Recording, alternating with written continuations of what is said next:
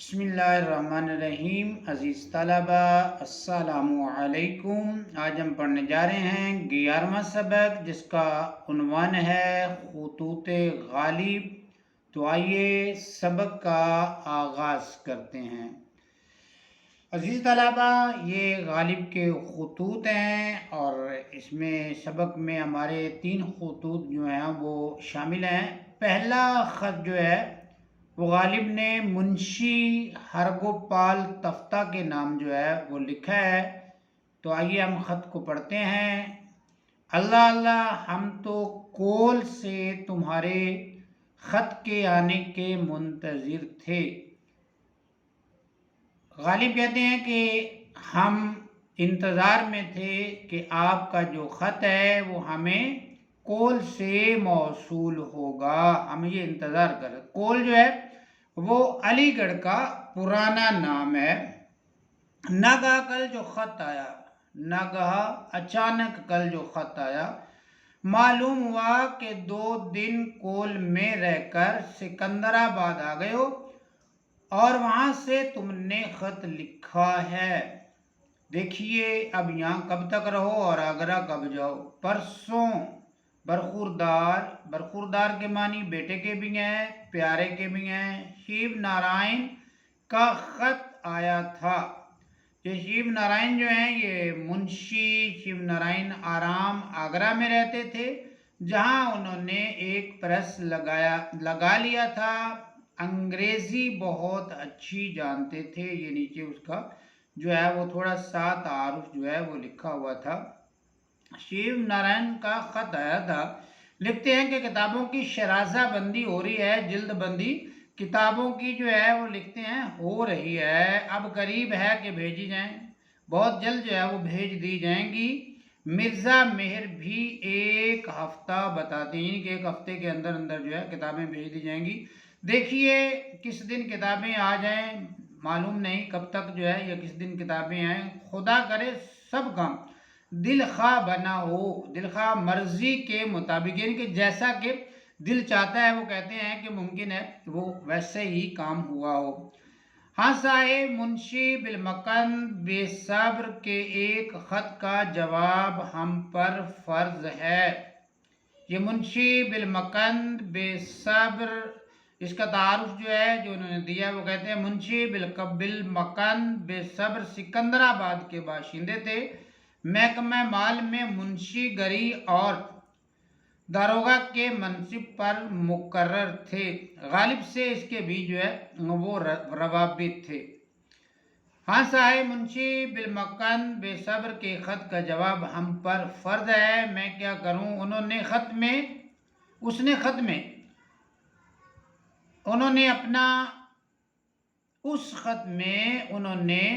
اپنا سیر و سفر میں مصروف ہونا لکھا تھا، بس میں ان کے خط کا جواب کہاں بھیجتا۔ اگر تم سے ملیں تو میرا سلام کہہ دینا اور مطبع آگرہ سے کتابوں کا حال تم خود دریافت کر لینا۔ مطبع جہاں پہ کتابیں طبع ہوتی ہیں، چھپتی ہوتی ہیں، وہ آگرہ میں ہے، وہاں سے تم کتابوں کا حال جو ہے وہ خود پوچھ لینا یا پوچھ لیجئے گا۔ میرے کہنے اور لکھنے کی کیا حاجت، میں کیا کہوں اور کیا لکھوں، آپ خود ہی وہاں سے جو ہے وہ کتابوں کے متعلق جو ہے وہ پوچھ لیجئے گا، دریافت کر لیجئے گا۔ غالب آگے وہ لکھتے ہیں 4 شنبہ 7 نومبر 1858۔ یہ 4 شنبہ جو ہے یہ بدھ کا دن ہے، وینسڈے جس کو ہم کہتے ہیں، فارسی میں یہ ہفتے کے نام ہے۔ جیسے ہم کہہ سکتے ہیں کہ پہلے کو کہتے ہیں شنبہ ہفتے کو، اور اس کے بعد جو ہے وہ یہ پھر یک شنبہ کے بعد جو ہے وہ 2 شنبہ کے بعد جو ہے وہ سہ شنبہ کے بعد 4 شنبہ، 5 شنبہ اور 6 شنبہ بھی کہتے ہیں، اور اس کو 6 شنبے کو جو ہے وہ آدینہ بھی کہتے ہیں اور جمعہ کے نام سے بھی تعبیر کرتے ہیں۔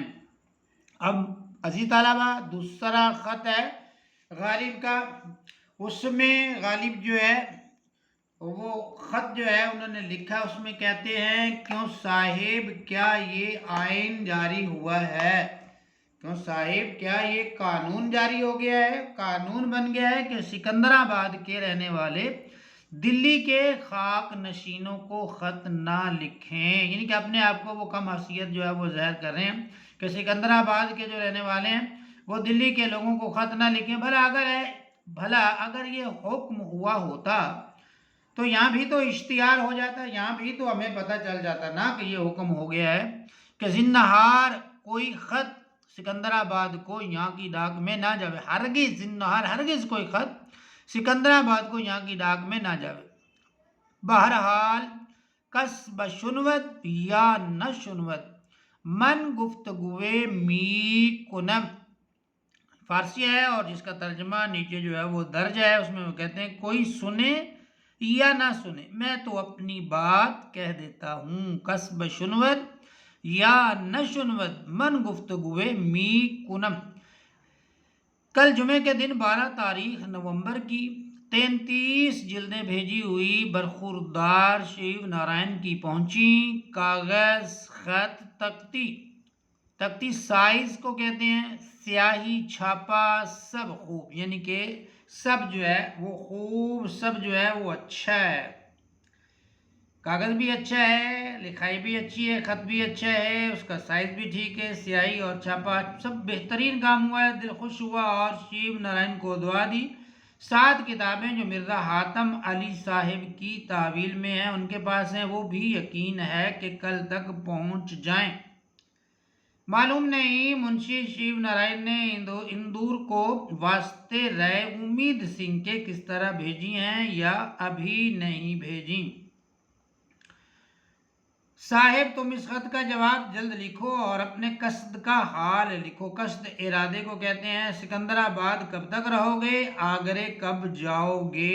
جواب طلب۔ آگے ہے غالب، اور یہاں پر جو ہے انہوں نے اب جو دیا ہے اس کی تاریخ اور دن جو انہوں نے لکھا ہے وہ ہے شنبہ 13 نومبر 1858۔ شنبہ جو ہے وہ ہفتے کے دن کو کہتے ہیں، 13 نومبر ہے، اور 1858 جو ہے یہ تاریخ ہے جس دن مرزا اسد اللہ خان غالب نے خط جو ہے وہ تحریر کیا ہے۔ اگلا خط جو ہے یہ میر مہدی حسین مجروح کے نام ہے، تیسرا خط ہے اور اس کا آغاز ہوتا ہے، بھائی نہ کاغذ ہے نہ ٹکٹ ہے، اگلے لفافوں میں سے ایک بے رنگ لفافہ پڑا ہے۔ بے رنگ لفافہ وہ لفافہ ہوتا ہے کہ جس کے اوپر جو ہے وہ ٹکٹ وغیرہ نہیں لگے ہوتے۔ کتاب میں سے یہ کاغذ پھاڑ کر تم کو خط لکھتا ہوں اور بے رنگ لفافے میں لپیٹ کر بھیجتا ہوں، یعنی کہ ایسا لفافہ جس پر ٹکٹ نہیں لگا ہوا۔ تو بے رنگ لفافے کا حال یہ ہوتا تھا کہ جو خط وصول کرتا تھا ٹکٹ کے پیسے اس کو ادا کرنے پڑتے تھے۔ غمگین نہ ہونا، غم نہ کرنا، کل شام کو کچھ فتوح کہیں سے پہنچ جائے گی، کچھ امداد جو ہے وہ مل جائے گی۔ آج کاغذ اور ٹکٹ منگا لوں گا، کاغذ بھی منگا لوں گا اور ٹکٹ بھی منگا لوں گا۔ سہ شنبہ 8 نومبر صبح کا وقت ہے۔ غالب یہ خط جو ہے وہ صبح کے وقت لکھ رہے ہیں۔ سہ شنبہ ہے یعنی کہ ہفتے کا جو ہے یہ دن ہے، اور اس کو جو ہے وہ منگل کا دن کہتے ہیں سہ شنبہ کو، یعنی کہ ٹیوزڈے کا دن جو ہے وہ تصور ہوتا ہے۔ تاریخ نومبر کی 8 ہے، وقت جو ہے وہ صبح کا ہے، جس کو عوام بڑی فجر کہتے ہیں۔ یہ بڑی فجر کے حوالے سے جو ہے وہ چیز ذہن نشین کر لیجئے گا پیارے بچوں، وہ یہ ہے کہ فجر کا جو ابتدائی وقت ہوتا ہے اس کو بڑی فجر کہتے ہیں۔ پرسوں یعنی کہ فجر کے ابتدائی وقت میں غالب یہ میر مہدی حسین مجروح کو خط جو ہے وہ تحریر فرما رہے ہیں۔ پرسوں تمہارا خط آیا تھا، آج جی چاہ کہ ابھی تم کو خط لکھوں، اس واسطے یہ چند سطریں لکھیں۔ برخوردار میر نصیر الدین پر ان کی بیٹی کا قدم مبارک ہو۔ برخوردار پیارے میر نصیر الدین پر ان کی آج بیٹی کی پیدائش ہوئی، اس لیے انہوں نے کہا کہ ان کا قدم مبارک ہو۔ نام تاریخی تو مجھ سے ڈھونڈا نہ جائے گا، ہاں عظیم النساء بیگم نام اچھا ہے کہ اس میں ایک رعایت ہے شاہ محمد عظیم رحمت اللہ علیہ کے نام کی۔ تو پیارے بچوں یہاں پر جو چیز جو ہے وہ غالب کے خط سے جو ظاہر ہوتی ہے وہ یہ ہے کہ ایک تو ہم تاریخی نام بھی رکھتے ہیں بچوں کے، اور ایک نسبتی نام جو ہے وہ رکھتے ہیں۔ تاریخ کے حوالے سے جو ہے وہ کس دن بچہ جو وہ پیدا ہوا، قمری اور وہ شمسی حروف کو جو ہے وہ مد نظر رکھتے ہوئے، ڈیٹ کو، چاند کی تاریخوں کو جو ہے وہ مد نظر رکھتے ہوئے، تو اس کے لیے جو ہے وہ تاریخی نام جو ہے وہ بتاتے ہیں جو اس علم کے ماہر ہوتے ہیں۔ دوسرا ہم جو ہے وہ نسبتی نام جو ہے وہ رکھتے ہیں، جس میں اس نے کہا کہ ایک رعایت ہے شاہ محمد عظیم صاحب رحمۃ اللہ علیہ، نسبتی نام جیسے جو ہے وہ کسی نام کی نسبت سے، کسی شخصیت کی نسبت سے ہم جو ہے وہ نام جو ہے وہ رکھ لیتے ہیں۔ آگے مجتہد العصر، اپنے دور کا بڑا عالم، مجھ تو اجتہاد کر سکتا ہو، مجتہد العصر کو میری دعا کہنا۔